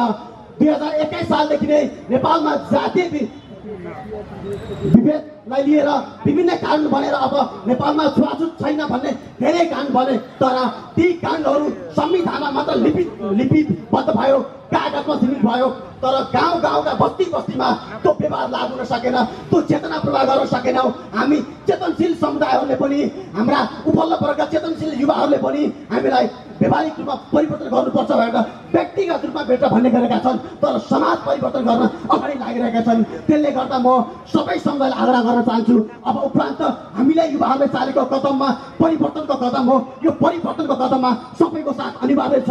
अब जबसम्म हामीले समावेशी सामाजिकता र न्यायपूर्ण समाजको विकास गर्न सक्दैनौँ तबसम्म हामीले यो मुलुकको समृद्धि कल्पना गर्न पनि सक्दैनौँ। र हामीले मोदी सरकारलाई यो प्रश्नलाई पनि धन्यवाद दिन चाहन्छु। हामीले जुन सडकमा मुद्दा उठायौँ त्यसले गर्दाखेरि अहिले 34 जनालाई आजीवन कारावास सहितको मुद्दा दर्ता भएको छ होइन। शम्भु सदा मारिएका छन्, तिनको पनि हामीले कुरा उठाइरहेका छौँ। अङ्गिरा फाँसीको पनि कुरा उठाइरहेका छौँ। हामी न्यायको पक्षमा लड्दैछौँ, तर यो राज्यले मुद्दा दर्ता गरेको छ, तर पनि त्यहाँ फेरि भोलि अपराधी उम्किन सक्छ भनेर हामीले खबरदार गरिरहेका छौँ। त्यसमा न्यायप्रेमी जनताहरूलाई, न्यायप्रेमी युवाहरूलाई र म के भन्न चाहन्छु भने यस्ता जघन्य अपराधी हुन्। अपराधको न कुनै जात हुन्छ, न कुनै धर्म हुन्छ, न कुनै पहिचान हुन्छ। त्यसले गर्दा अपराधी उम्किन दिनु हुँदैन भन्ने तपाईँ हाम्रो सम्पूर्ण युवाहरूको, हाम्रो न्यायप्रेमी जनताहरूको आवाज हुनुपर्छ। र देशमा जस्तै घटना घटे पनि त्यो अपराधीहरूलाई कडा कठघरा ल्याएर कडा कारवाही हुनुपर्छ भन्ने हामी आम युवाहरूको माग हो। त्यसैले गर्दा म सबैलाई के आग्रह गर्न चाहन्छु भने अबको विकास भनेको नेपालमा रहेका जति पनि यो जातले पीडित भएका पीडित पारिएका समुदाय छन्, जसको विकासको लागि हामीले पहल कदमी गर्दैनौँ भने, हामीले विकासका लागि अगाडि बढ्दैनौँ भने, हामीले चेतना प्रवाह गर्दैनौँ भने यसको अझै पनि तर्फबाट यहाँहरूको यो न्यायपूर्ण आन्दोलनको जुझारु ऐक्यबद्धता जाहेर गर्दछु। हाम्रो समाजको तर्फबाट, मेरो व्यक्तिगत तर्फबाट जुझारु एकता, जुझारु सङ्घर्ष र न्यायपूर्ण आन्दोलनको हार्दिक समर्थन जनाउँदछु। मैले यही मञ्चमा केही समय अगाडि मैले एउटा गीत सुनेको थिएँ, आइरहेको थियो, गीत बजिरहेको थियो। पानीले जात सोध्दैन, धरतीले सिमाना कोर्दैन, मानिस बाहेक मानिसको अर्को कुनै जात हुँदैन। वास्तवमा यो गीतले भनेको सार अत्यन्त मलाई खत लाग्दो भयो, मन मुटु मस्तिष्कलाई छियो। हो भन्नुहोस्, यो धरतीले कहाँ छुट्याएको छ, या जात कहाँ छुट्याएको छ? भन्नुहोस्, तिर्खाले कतिखेर जात छुट्याएको छ? मलाई लाग्छ तिर्खाले जात छुट्याएको छैन, धरतीले जातको सिमाना कोरेको छैन। यसर्थ म यो मानव रूपी संसारमा भन्न चाहन्छु, मानव बीचको यो विभेद जुन गरिँदैछ यसको अन्त्य पनि जसले गर्छ त्यो मानवले नै अन्त्य गर्नुपर्दछ। यो विभेदको अन्त्य मानवले नै गर्नुपर्दछ, किनभने यसको जडता पनि मानव नै हो। यसर्थ अहिले भइरहेको जुन देशमा भइरहेको क्रमिक रूपमा भएको एकातर्फ कानुन बनिरहेको छ, ऐन बनिरहेको छ, कार्यान्वयन भइरहेको छ, सरकार यसमा कार्यान्वयन पक्षमा लागि परिरहेको छ, अर्कोतर्फ त्यही कानुनको विपरीत हत्या हिंसा एउटा कथित दलितको नाममा दिनानुदिन हत्या हिंसा हुँदा हुँदै नरसंहारमा परिणत भएको छ। यहाँसम्म यो एउटा मानव रूपी कलङ्कको रूपमा आएको ऐतिहासिक विडम्बना हो, ऐतिहासिक घटना हो। हामीलाई यसो लाग्दछ, यसर्थ हामीले सुन्दै आएका विगतदेखि कानुनहरू पनि बनेका छन्। यति मात्रै होइन, छुवाछुत मुक्त राष्ट्र पनि घोषणा भएको छ, कसुर सजाय ऐन बनेको छ, संविधानले प्रश्न बनाएको छ, तर पनि कार्यान्वयन पक्ष किन फितलो छ? एउटै कारण हो, हाम्रो मन मस्तिष्कमा अहिले पनि हिजोको एउटा मनुवादी मानवमा रहेको एउटा घमण्ड छ।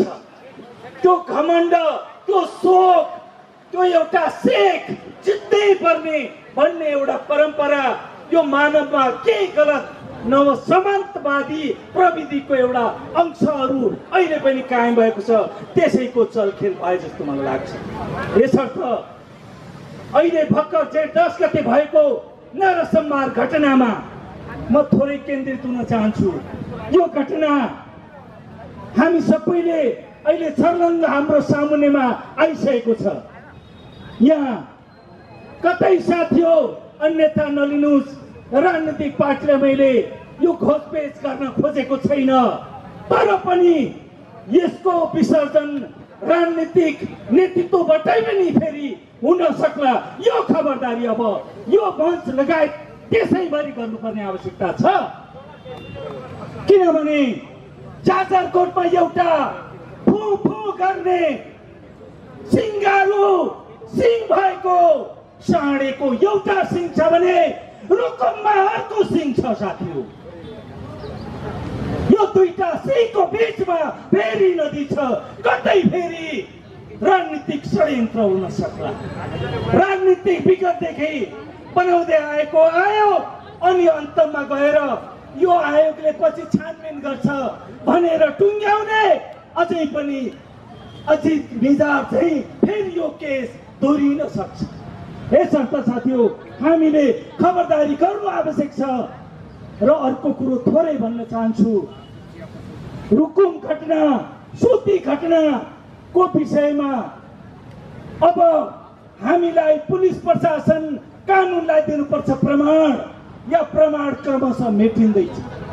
मेटिँदै यो विस्थापित कहाँ गएर विसर्जन हुन्छ भनेदेखि यो सामान्य तारिकमा 1 वर्ष पछाडि यो सबै छोडिन्छन् साथी। यसर्थ हामीलाई के लागिरहेको छ भने यो घटना निन्दनीय छ। प्रहरी प्रशासन र देशको गृहमन्त्रीज्यूलाई म यो मञ्चबाट भन्न चाहन्छु, तपाईँ यो या तोको पानामा बयान हिजोसम्म 9 जनाको सकिएको छ, बयान बिग्रिँदैछ र प्रमाणहरू नष्ट हुँदैछन्। त्यसो भएको हुनाले आदरणीय सम्मानित गृहमन्त्रीज्यू, यो या तोको बाहनामा होइन, तपाईँ तुरुन्त यसलाई कानुनी कठघरामा ल्याएर यसलाई जन्म कैदको घोषणा गरेर पहिली हाल्ने व्यवस्था गर्नुहोस्। प्रमुख यो देशका सम्माननीय प्रधानमन्त्रीज्यू समक्षमा पनि यो आवाज पुगोस् भन्ने परिवार सेवा समाजको तर्फबाट, सिङ्गो दलित समुदायको तर्फबाट यो हार्दिक अनुरोध गर्दै समयको पाबन्दी भएको हुनाले म आफ्ना बनाई यो आन्दोलन, यो न्यायिक संयुक्त दलित युवाहरूको यो सङ्घर्ष कायम रहोस्, यो चाहिँ जुझारु रूपमा अगाडि बढोस् भन्दै हाम्रो समाजको तर्फबाट ऐक्यबद्धता जाहेर गर्दै आफ्ना 2 शब्द सङ्घर्षको योगदानको सहभागिताको लागि हामी प्रतिबद्ध छौँ भन्ने प्रतिबद्धता जाहेर गर्दै ऐक्यबद्धता जाहेर गर्दछु। धन्यवाद। जय नेपालको ज्ञान अभिवादनका काम चाहन्छु। जय नेपाल। कार्यक्रमको सुरुमा बोल्दै गर्दा म सर्वप्रथम त जातीय विभेद विरुद्धको लडाइँमा सदाहत प्राप्त गर्नुहुने स्वर्गीय नवराज विक्क लगायत सम्पूर्ण शहीदहरूमा हार्दिक श्रद्धाञ्जली अर्पण गर्दै हार्दिक सल्युट गर्न चाहन्छु। साथीहरू, 2077 साल ज्येष्ठ 10 गते रुकुममा जुन घटना भयो त्यो कुनै सामान्य अपराध थिएन, सिङ्गो नेपाली समाजलाई कलङ्कित गर्ने घटना थियो। त्यो जेठ 10 गते रुकुममा जुन घटना भयो त्यो कुनै सामान्य हत्या थिएन। त्यतिका होनार नेपाली युवाहरूको सामूहिक नरसंहार थियो। त्यसकारण मानव सभ्यतालाई नै कलङ्कित गर्ने त्यो घटनाको हामीहरूले जति भर्त्सना गरे पनि, त्यो घटनाको जति निन्दा गरे पनि काफी छैन। त्यसकारण सर्वप्रथम त यो कार्यक्रममा बोल्दै गर्दा उक्त मानवता विरोधी घटनाको घोर भर्त्सना गर्न चाहन्छु, घोर निन्दा गर्न चाहन्छु। साथीहरू, आज हामी सम्पूर्ण नेपाल र नेपालीको शिर निहुरिएको छ। आज हामी सम्पूर्ण नेपालीहरू लज्जित हुनु परेको छ। आज हामी आफूलाई सभ्य समाजको नागरिक भन्छौँ।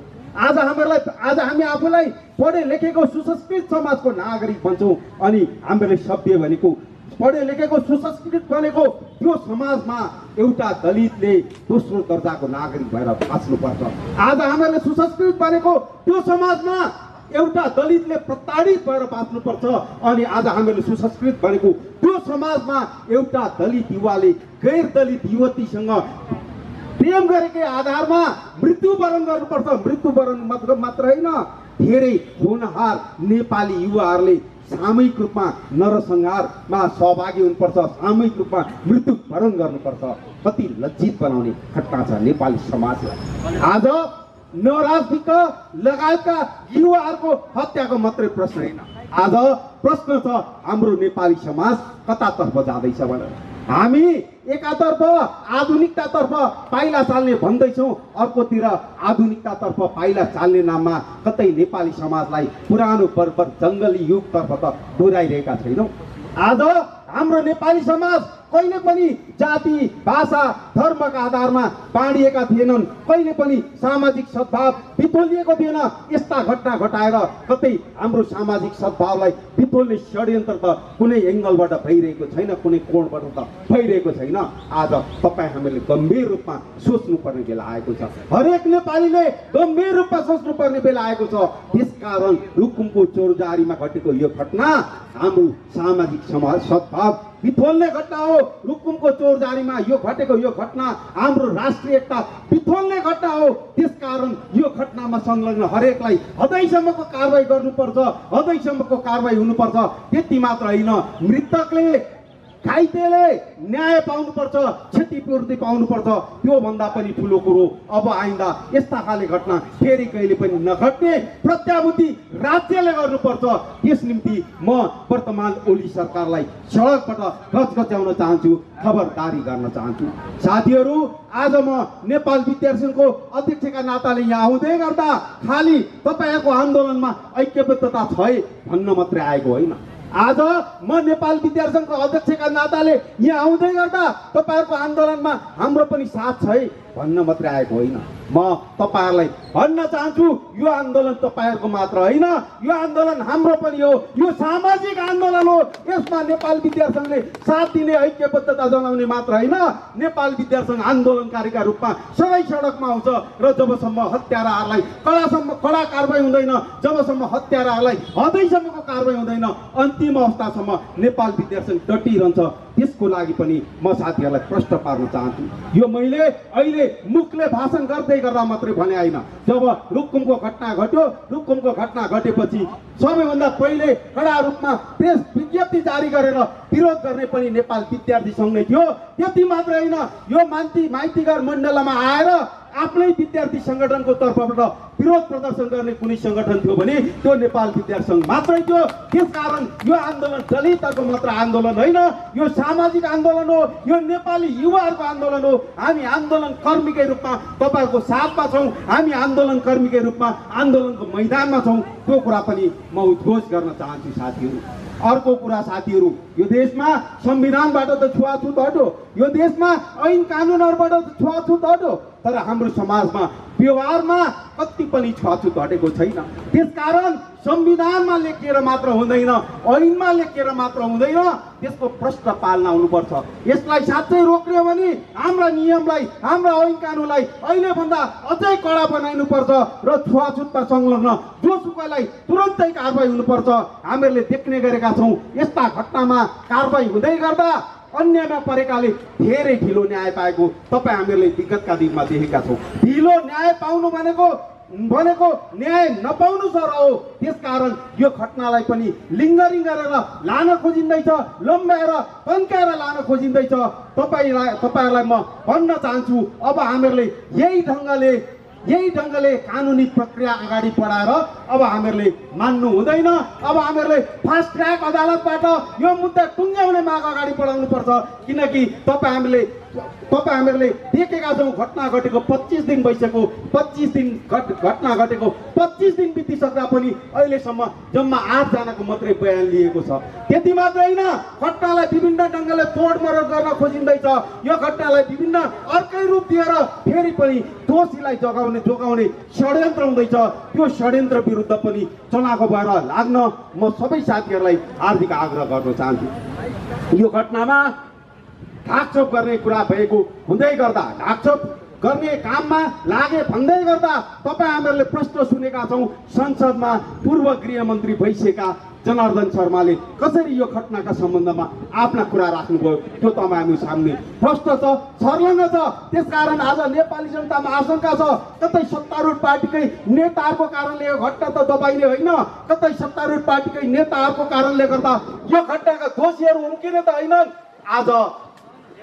आज पोस्टमार्टम रिपोर्ट पनि बङ्ग्याउन खोजियो अरे भन्ने कुरा आउँदैछ।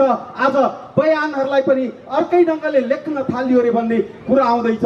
म खबरदारी गर्न चाहन्छु, चाहे जनार्दन शर्मा हुन्, चाहे जोसुकै नेता हुन्, हिजो दलित मुक्तिको सबैभन्दा ठुलो नारा दिएर तपाईँहरू राजनीतिमा प्रवेश गर्ने, हिजो दलितहरूलाई फरेङ बनाएर सत्ताको सिँढीमा चढ्ने, अनि आज सत्तामा पुगेपछि दलितहरूमाथि यत्रो घटना हुँदा दलितहरूको गाउँमा मलम लगाउन छोडेर उल्टै नुन चुक लाउने काममा तपाईँ लाग्नुभयो भने अब दलितहरूले मात्र होइन, समग्र नेपाली युवाले तपाईँलाई छोड्नेवाला छैनन्, तपाईँको पार्टीलाई छोड्नेवाला छैनन्। यो कुरा पनि म उद्घोष गर्न चाहन्छु। र यो घटनालाई कुनै पनि किसिमले बङ्ग्याउन खोजियो, यो घटनालाई कुनै पनि किसिमले दबाउन खोजियो, यो घटनाका दोषीहरूलाई कुनै पनि किसिमले उन्मुक्ति दिन खोजियो भने नेपाली युवा जागेर सडकमा आउनेछन् र यो घटनामा संलग्नलाई त सडकमा ल्याएर जनकारवाही गर्नेछन्। तिनलाई जोगाउने ल्याउने लाग्ने नेताहरूलाई पनि सडकमा ल्याएर जनकारवाही गर्नेछन्। त्यस कुराको उद्घोष गर्न चाहन्छु र पर्दा पछाडिबाट कुनै पनि खेल नखेल्नको लागि म ती नेताहरूलाई आग्रह गर्दै म फेरि पनि यो आन्दोलनमा ऐक्यबद्धता मात्र होइन, यो आन्दोलनमा साथ मात्र होइन, नेपाल विद्यार्थी सङ्घ आफै पनि यो आन्दोलनमा भएको कुरा तपाईँहरूको सामने उद्घोष गर्दै म यो आन्दोलनलाई सफलतामा पुर्याउन फेरि एकचोटि सबैजना चुरमुराएर लागौँ, ताकि भोलि अर्को फेरि कुनै नेपाली नागरिकले, भोलि अर्को कुनै नेपाली युवाले नवराजविकको स्थिति भोग्नु नपरोस्। त्यो ढङ्गले यो आन्दोलनलाई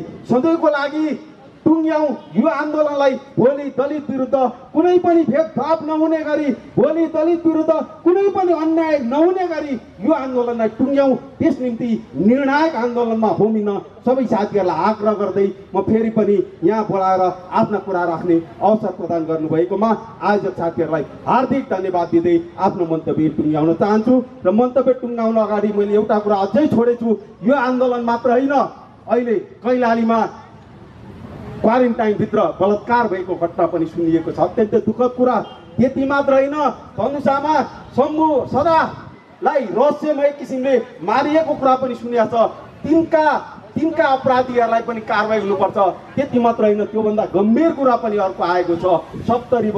सप्तरीका मलार सदा जो यो लकडाउनको बेला खान नपाएर मरेका छन्। एकातिर आज राज्यले कोरोनाका नाममा 10 अरबभन्दा बढी खर्च गरेको छ, अर्कोतिर एउटा नेपाली नागरिक मलार सदा खान नपाएर मरेका छन्। नगरपालिका गएर भनेका थिए मेरो घरमा खानेकुरा छैन, खानेकुरा दियोस् भनेर नगरपालिकाले दिएन। घर फर्केर आए, खान नपाएर 2-3 दिन भोकै मर्नु पर्यो, उनको मृत्यु भयो। आज लकडाउनको घोषणा गर्ने प्रधानमन्त्रीले त्यो मृत्युको जिम्मा लिने कि नलिने आज कोरोनाको नाममा राहत बाँड्दै गर्दा 10 अरब खर्च भइसक्यो भने वर्तमान सरकारले त्यो घटनाको जिम्मेवार लिने कि नलिने, यस्ता घटनालाई पनि अत्यन्तै सचेततापूर्वक उठाउन म सबै साथीभाइहरूलाई आग्रह गर्दै म फेरि पनि यो आन्दोलनलाई निर्णायक तहमा पुर्याउन, फेरि पनि यो आन्दोलनलाई निर्णायक आन्दोलनका रूपमा अगाडि बढाउन नेपाल विद्यार्थी सङ्घ जस्तोसुकै रूपमा पनि सडकमा सँगसँगै आउन तयार छ, आइरहेको छ। अस्ति 1 गते हामीहरूले बानेश्वरमा विरोध प्रदर्शन गर्दै गर्दा पनि रुकुम घटनालाई हामीले मुख्य मुद्दा बनाएर प्रदर्शन गरेका थियौँ। त्यो कुरो पनि साथीहरूलाई जानकारी गराउँदै आगामी दिनमा आन्दोलनको मोर्चामा तपाईँहरू सँगसँगै रहने जानकारी गराउँदै आफ्नो मन्तव्य टुङ्ग्याउन चाहन्छु। धन्यवाद। जय नेपाल। महाकवि लक्ष्मी प्रसाद देवकोटाले आज होइन 2007 सालका एउटा कविता लेख्नुभयो। मुना मदनमा एउटा महत्त्वपूर्ण पंक्ति लेख्नुभयो, मानिस ठुलो दिलले हुन्छ जातले हुँदैन। उहिले 7 सालमा लेखिएको थियो। 2020 को कानुन बन्यो। मुलुकी ऐन 2020 ले जातीय छुवाछुतलाई उच्छेद गर्यो, उन्मूलन गर्यो। 2060 सालमा संसदले नेपाललाई जातीय छुवाछुत मुक्त कन्ट्रीको रूपमा अन्तर्राष्ट्रिय रूपमा स्थापित गर्नको निम्ति घोषणा गर्यो। घोषणा कार्यान्वयनको लागि हामीले व्यग्र प्रतीक्षा गरिरहँदाखेरि रुकुममा अस्ति भर्खरै यो देशका होनहार सपुत नवराज विक लगायत 6 जनालाई कुटी भेरी नदीमा बगाएर हत्या गरिएको छ। त्यसमा म घोर निन्दा भर्सना गर्न चाहन्छु र तपाईहरुको यो आन्दोलनप्रति सोलिडारिटी व्यक्त गर्नको निम्ति हामी यहाँ खडा भएका छौं। साथीहो, यो प्रोग्राम सकिसकेपछि हाम्रो औपचारिक रूपमा अनसन तोड्ने कार्यक्रम छ। तपाईका क्यामेराहरू तपाईहरु त्यहाँ केन्द्रित भइदिनु होला। यस विषयमा म पछि भन्नेछु। अब म विषय केन्द्रित भएर केही कुरा राख्न चाहन्छु। नवराज विकले के त्यस्तो अपराध गरेका थिए? नवराज विक र उनका साथीहरू वास्तवमै भनियो भने सत्यनिष्ठ थिए। नेपाल प्रहरीमा जागिर खाएर वर्दीवाला देशभक्त भएर देशको समाजको सेवा गर्नको निम्ति अगाडि बढेका, एथलेटिक्सको राष्ट्रिय खेलाडी बन्ने सपना देखेका। तपाईहरुलाई थाहा छ, मार्टिन लुथर किङ भन्ने एकजना काला जातिका अमेरिकन नेताले आएर ड्रिम बन्नुभएको थियो। यही उहाँ मारिनु हो। म तुलना गर्न त चाहन्न, तर नवराज विकको सपनालाई बिचैमा हत्या गर्ने हत्याराहरू चाहे 7औं आसमानमाथि लुकुन्, चाहे जमिन मुनि छुपुन्, 14 भुवन जहाँ लुकुन्, जहाँ छुपुन्, हामी तिनीहरूको कठलो करप्ट बनाएर कडाभन्दा कडा कारबाही गर्नको निम्ति दबाब दिन्छौँ। सायद तिनीहरू कानुनको कठघरामा उभिसकेका छन्, छोड्नेवाला छैनन्। आफ्नो अपराधको दण्ड भोग्नको लागि तिनीहरू तयार भएर बसे हुन्छ। राज्यले चार्जसिट दर्ता गरिसकेको छ, छुट्ने कुनै गुन्जाइस छैन। कडाभन्दा कडा सजाय हुनुपर्छ। उनीहरूलाई नवराज विक लगायतका साथीभाइहरूलाई सांस्कृतिक शहीद घोषणा गर्न बढीभन्दा बढी क्षतिपूर्ति दियोस् र यस्तो घटना 14 भुवन कहीँ पनि नहोस् फेरि भन्नको निम्ति हामी सजग भएर सडकमा आउनुभएका सम्पूर्ण साथीहरूलाई सोलिडारिटी व्यक्त गर्न चाहन्छौँ। यहाँ अघि देख्नुभयो, ऐनजी आउनुभयो, राजीवजीले आफ्नो मन्तव्य राख्नुभयो, ऋषि रमलाजीले पनि आफ्नो तेज तरार बनाइराखेर अगाडि गइसक्नु भएको छ। रवि लामिछानेजीको व्यग्र प्रतीक्षा थियो, सायद कार्यक्रममा व्यस्त हुनुभयो। यो 3 करोड नेपाली जनताको ऐक्यबद्धता भएको यो आन्दोलन, यसमा केही कुख्यात मानिसहरू बाहेक सबैको सहमति छ। म भन्न चाहन्छु, हत्यारालाई कसैले पनि जोगाउनु हुँदैन। हत्यारा कसैको दाइ हुँदैन, भाइ हुँदैन, दिदी हुँदैन, बहिनी हुँदैन, आमा हुँदैन। हत्यारा भनेको हत्यारा हो। हत्याराको कुनै जात हुँदैन, भाषा हुँदैन, भेष हुँदैन, वर्ण हुँदैन, लिङ्ग हुँदैन, जाति हुँदैन। हत्यारालाई कठलो समाएर करप्ट बनाएर कडाभन्दा कडा सजाय दिनुपर्छ। यो नेपाली जनता मात्रै होइन, विश्व समुदायको खबरदारीको आवाज हो। यो आन्दोलन अन्तर्राष्ट्रियकरण भइसकेको छ। अब फेरि कसैले किनारामा बसेर कुनै देब्रे कुनामा बसेर हात नलम्काए हुन्छ, आँखा नचम्काए हुन्छ। बडाभन्दा कडा सजायबाट पानी मुनि गए पनि बस्ने कुनै गुन्जाइस छैन। आजको समाजमा पनि दलित भन्ने, हेप्ने, लुट्ने, कुट्ने पिट्ने हत्या गर्ने यो हुनै सक्दैन। यो बर्बर अमानुषिक चलन अन्त्य हुनुपर्छ। वेदमा कहाँ जातीय छुवाछुतको कुरा गरेको छ? 4 वेद 18 पुराण लेख्ने वेद व्यासले कहिले पनि जातीय छुवाछुतको कुरा गर्नु भएको छैन। शास्त्रास्त्र गर्ने कुनै पण्डित आउनुहोस् मेरो अगाडि,